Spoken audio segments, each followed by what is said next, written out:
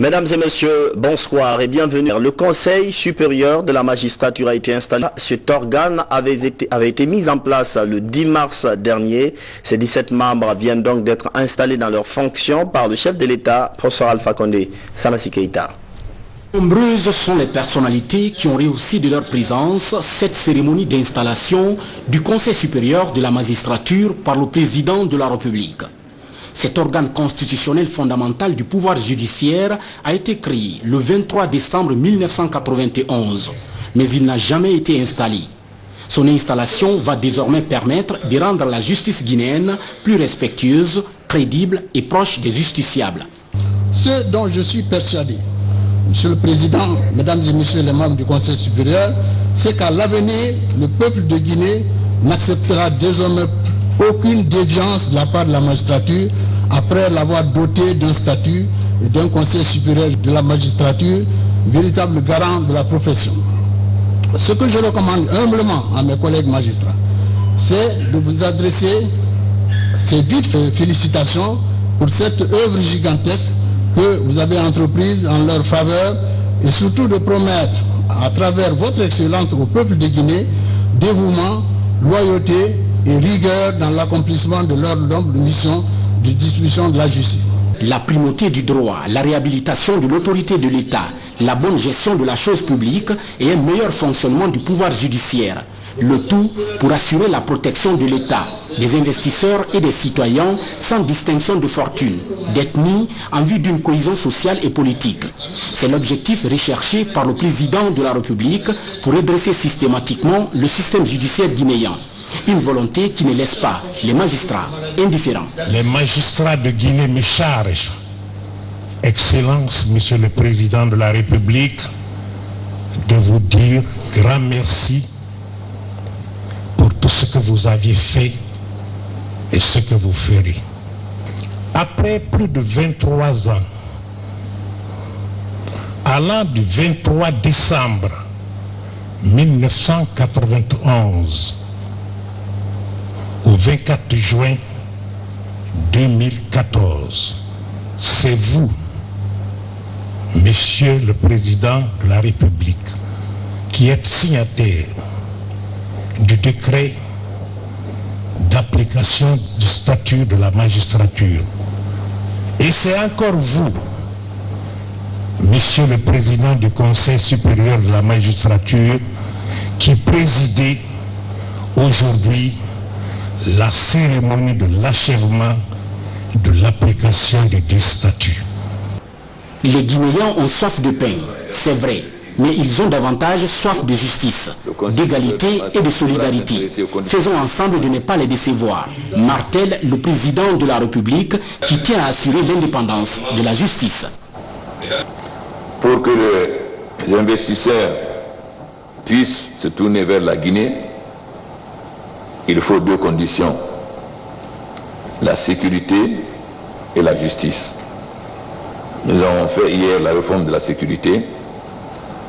Nous sommes en train de poser aujourd'hui les jalons pour une véritable justice. Une justice indépendante de l'argent, indépendante de l'ethnie, indépendante de la religion, indépendante de l'amitié, au seul service de la vérité et du peuple, pour que la Guinée ait toutes les caractéristiques d'une démocratie et que la Guinée soit un lieu où les investisseurs ont confiance. Le Conseil supérieur de la magistrature, ainsi ressuscité, a selon la Constitution 3 missions essentielles, à savoir la gestion de la carrière des magistrats du siège et du parquet, la mission disciplinaire à l'égard des magistrats, la mission consultative auprès du président de la République dans l'exercice du droit de grâce et aussi pour les avis à donner sur les questions concernant l'indépendance de la magistrature. C'est ce qu'on appelle une compilation des plus gros scandales de tous les temps en Guinée, des dossiers absolument controversés et au sujet desquels l'État a ordonné des audits. Certains rapports sont disponibles, notamment le désastre autour de la gestion de Air Guinée et du projet Coton. En tout, 16 dossiers sont sur la table avec un enjeu financier de plus de 600 milliards de francs guinéens et une justice qui pourrait sévir. Mamadou Alpha Baldé. Dans la cité, la publication des rapports d'audit est au centre de toutes les attentions. Selon les rapports fournis par le comité d'audit et de surveillance des secteurs stratégiques de l'économie, plusieurs projets et entreprises ont connu des gestions irrégulières. Sur le projet de relance de la filière de coton de Guinée par exemple, le rapport d'audit révèle que le contrat a été signé sans aucune procédure d'appel d'offres. Pire, la société Intracam qui avait décroché le contrat aurait reçu une bonne partie du financement du projet sans l'établissement d'une quelconque facture, soit 7 milliards de francs guinéens, alors que le coût du projet s'élevait à hauteur de 9 milliards. Pour le même projet, les écarts entre les ressources reçues et celles dépensées sont estimés à 2 milliards de nos francs. Autre sujet qui n'est pas des moindres, c'est celui de la vente de Air Guinée. En 2002, période de cession des actifs de l'ex-Société nationale de transport aérien, l'entreprise a été cédée à la compagnie Air Guinée Express à hauteur de 1 694 318 $ américains. Après paiement de toutes les dettes de la compagnie, seulement 500 000 $ seraient revenus à l'État. Selon les rapports du comité d'audit, le Boeing 737, le Dash 7, les infrastructures et installations de la compagnie valaient environ 7 millions de dollars. Par le biais de l'agence judiciaire de l'État, l'ensemble des rapports seront transmis à la justice pour dire le droit. La sécurité portuaire a mis le grappin sur 3 présumés voleurs, des gens qui dépouillent les véhicules importés. Récemment, les services de sécurité du port autonome ont annoncé des mesures qui apparemment portent fruit. Reportage Fodé Camara. Dans l'enceinte du port autonome de Conakry, Oumar Touré, jeune Guinéen vivant en France, a du mal à reconnaître sa voiture de marque Citroën Picasso. Sortie d'usine en 2009, cette voiture qui n'a roulé que 5 ans est aujourd'hui complètement dépouillée. Même le système électrique est endommagé. Je suis venu avec ma famille pour passer des vacances. Maintenant, la voiture ne démarre pas. Moi, le moment où j'ai embarqué la voiture, elle démarrait, mais tout marchait bien. Et là, maintenant, vous me descendez à la voiture avec un chariot élévateur. Là, ça ne marche pas. Il y a quelque chose qui se passe. Vous remontez la voiture, parce que moi, cette voiture, je l'ai payée en VIP. À un jet de pierre de là, une autre victime constate les dégâts. Les vitres de sa voiture sont fermées, mais l'intérieur porte les traces du passage des voleurs. Pour lutter contre ce phénomène, grâce à une patrouille inopinée, la compagnie de sécurité portuaire a mis le grappin sur 3 personnes. Des personnes prises en flagrant délit de vol, des rétroviseurs, instincteurs et autres accessoires des voitures. Il faut des ports. Tout le monde connaît le port. Nous n'avons pas sauté les murs et on n'a pas d'accès non plus. Nous avons payé seulement 3 000 francs à la porte afin d'accéder à l'intérieur.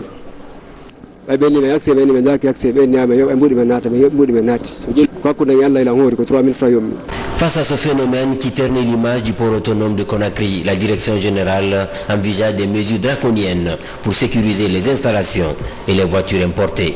J'ai pris la décision, j'ai dit au conseiller à la sécurité, au commissariat spécial du port, la gendarmerie du port, si maintenant je remarque au niveau de la police, c'est la police qui ne fait pas son travail, je demanderai purement et simplement au ministre en charge des transports de demander à son homologue de la sécurité pour les relever de leurs fonctions dans le port. C'est valable pour la gendarmerie.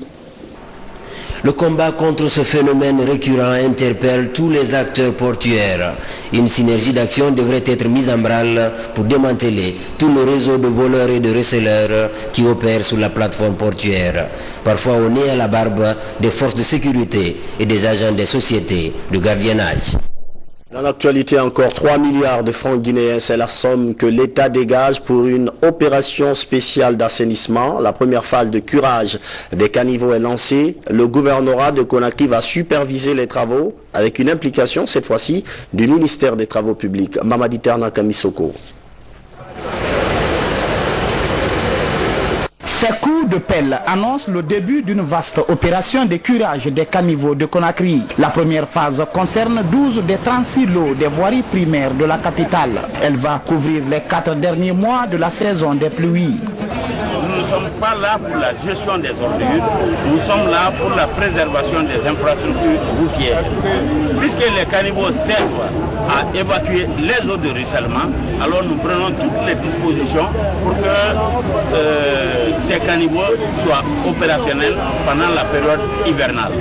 Nous pensons utile et nécessaire de redorer le blason de notre chère capitale en lui redonnant l'éclat de sa beauté qui jadis faisait la fierté de Conakry-Ka. L'objectif est d'aboutir à l'écoulement des eaux usées et mettre les populations à l'abri des inondations et des maladies liées à l'insalubrité. Mais pour la réussite de cette campagne, les populations sont invitées à changer de comportement. La seule difficulté, c'est que les caniveaux servent aujourd'hui de pouvoir. Maintenant, il faut bien le spécifier. Il y a des zones où il y a une concentration d'ordures, c'est surtout au niveau des massifs. C'est au niveau des massifs où il y a cette concentration. Puis aujourd'hui, demain, c'est rempli. Donc il faut revoir en amont. Comment faut-il gérer ces ordures-là pour ne pas de retour dans les caniveaux? Désormais, les assainissements, c'est la nuit. On a créé la police d'assainissement qui va appréhender quiconque jette des ordures, et dans les caniveaux, et dans la rue. J'ai déjà reçu le listing, les programmes, et avec les PME et mes services d'hygiène, mes services de salubrité, je crois que le travail serait uniformisé dans une symbiose, qu'on appelle symbiose de changement. Le coût de ce projet s'élève à plus de 3 milliards de francs guinéens financés par l'État. Près de 1000 emplois seront créés et l'opération de curage des caniveaux sera simultanément menée avec l'assainissement piloté par le gouvernorat de Conakry. L'Organisation ouest-africaine de la santé a célébré hier mercredi la journée qui lui est consacrée. L'OAS est une structure qui met en place un programme adaptable à tous les pays de l'espace CEDEAO dans la lutte contre les maladies. Le ministre guinéen de la Santé, dans une déclaration, reconnaît les efforts fournis par l'OAS. Adiatou Bari. 27e anniversaire de l'Organisation ouest-africaine de la santé célébré cette année sous le thème couverture sanitaire universelle, enjeux, défis et opportunités.